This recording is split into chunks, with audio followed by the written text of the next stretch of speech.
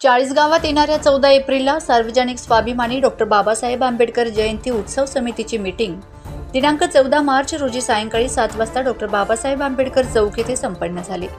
तसेच ज्येष्ठ समाजसेवक देवीदास जाधव यांनी डॉक्टर बाबासाहेब आंबेडकर जयंतीचा 2023चा लेखाजोखा समाजापुढे मांडला।